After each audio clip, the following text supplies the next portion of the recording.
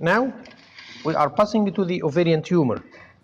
The jar shows bilateral enlarged ovary, and here by histopathology the ovary is cut and found solid, and the uterus appearing small or normal size.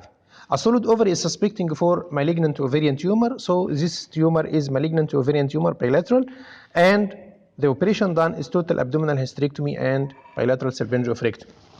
Again, here the uterus appearing so up on the in a large ovarian tumor, and this is the cervix, this is the uterus, a tube on one side, and the other side it's showing a cut section of a large solid ovarian tumor on one side, and the other ovary is smaller.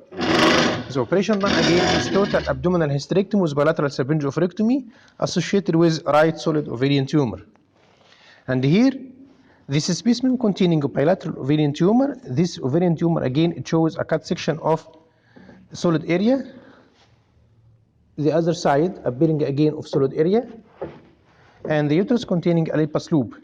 And this tumor is bilateral solid ovarian tumor, and the operation done is total abdominal hysterectomy with bilateral salpingo-oophorectomy. This specimen is showing the uterus and both ovaries. The right ovary is the seat of a solid ovarian tumor, and the uterus is symmetrically enlarged and open to show intramural associated fibroid.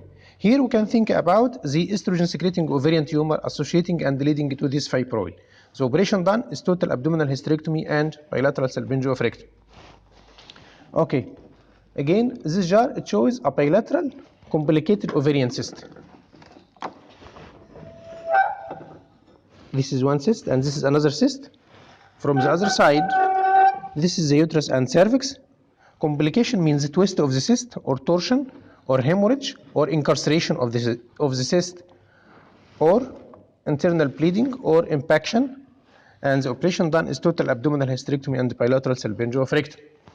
Here is the uterus, the cervix, the right ovary and tube appears more or less normal, and the other ovary is cut and it shows a solid ovarian tumor, and this is left solid ovarian tumor, and the operation done is total abdominal hysterectomy with bilateral salpingo-oophorectomy.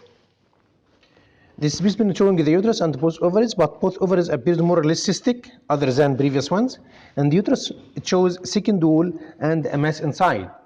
So the specimen shows the uterus, tubes, ovaries, and the ovary are the seat of multilocular ovarian cyst, and the uterus is open to posterior to show a small submucous myoma and associated myometrial hyperplasia, and the operation done is total abdominal hysterectomy with bilateral salpingo-oophorectomy. Continuing with ovarian tumors, this is the uterus again, the cervix. It's a large bilateral multilocular ovarian tumor, and so the specimen showing bilateral ovarian swelling which are partially solid and partially cystic, and the operation done is total abdominal hysterectomy with bilateral salpingo-oophorectomy.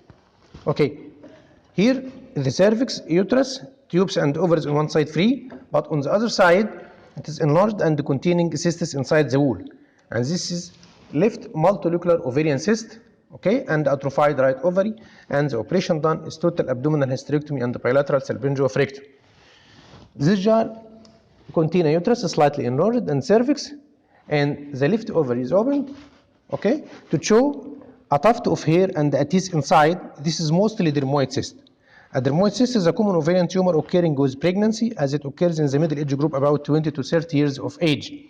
This dermoid cyst occurring during pregnancy is difficult to be diagnosed clinically because it lies in the uterovesical pouch, diagnosed by ultrasound, and usually needs conservative treatment and removed with delivery by cesarean section.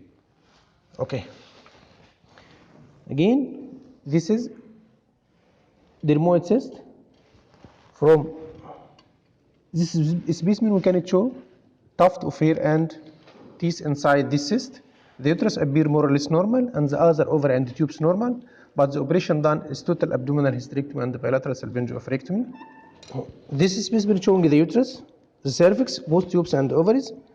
The uterus appears more or less normal, and both ovaries are enlarged, and it's showing solid criteria, and this by histopathology, it's showing tumor, malignant tumor not characteristic to the ovary, usually characteristic to the breast or gastrointestinal tract. This is named Krockenberg's tumor.